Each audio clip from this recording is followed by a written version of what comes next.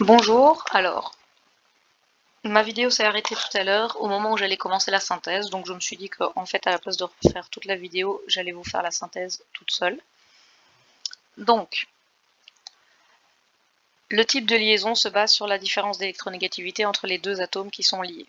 Quand la différence d'électronégativité est plus petite que 0,5, on a une liaison covalente pure, ce qui implique une absence de charge sur les atomes et un partage des deux électrons de façon à ce que les deux atomes de part et d'autre fassent bien l'octet. Quand la différence d'électronégativité est entre 0,5 et 1,7, on a une covalente polarisée avec ce qu'on appelle des charges partielles. Et ces charges partielles se notent delta plus, delta moins. Exemple avec HCl. H met en commun son électron célibataire avec l'électron célibataire de Cl. Les électrons sont déplacés vers le Cl, qui devient donc delta moins, et le H devient delta plus.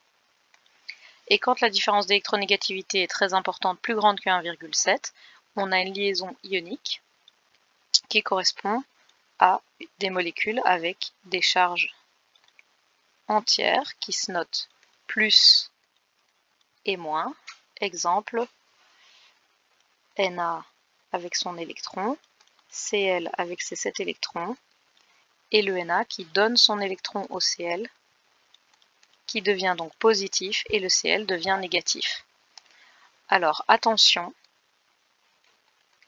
dans les liaisons covalentes, qu'elles soient pures ou polarisées, on a une mise en commun des électrons. Ça veut dire que ces électrons sont dans une barre de liaison entre le A et le B. Dans la liaison ionique, c'est un transfert d'électrons. Donc, une fois que vous avez opéré le transfert, on se retrouve avec un atome qui va devenir plus, un atome qui va devenir moins, mais surtout une absence complète de barre de liaison entre les deux, étant donné que dans la liaison ionique, ce qui permet aux atomes de tenir ensemble, c'est l'attraction plus-moins, exactement comme des aimants. Donc ça, c'est ce qu'il y a à retenir. Dans une liaison ionique, il n'y aura donc jamais de barre de liaison, alors que dans les liaisons covalentes, il doit y avoir une barre de liaison. Voilà. Donc, pour pouvoir caractériser un type de liaison, en premier, on calcule la différence d'électronégativité entre les atomes. Et donc, on définit quel type de liaison c'est. En deux, on dessine les atomes avec leur structure de Lewis.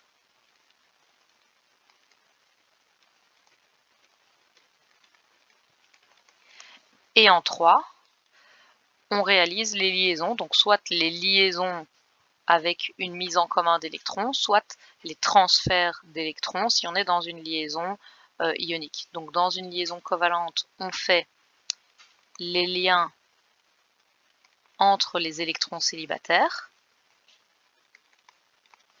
Et si on est dans une liaison ionique, on fait les flèches de transfert des électrons. Et en 4, on n'oublie pas de noter les charges entières ou partielles selon le cas dans lequel on est. Et voilà, donc ça résume tout ce que vous avez besoin de savoir vraiment sur les liaisons chimiques.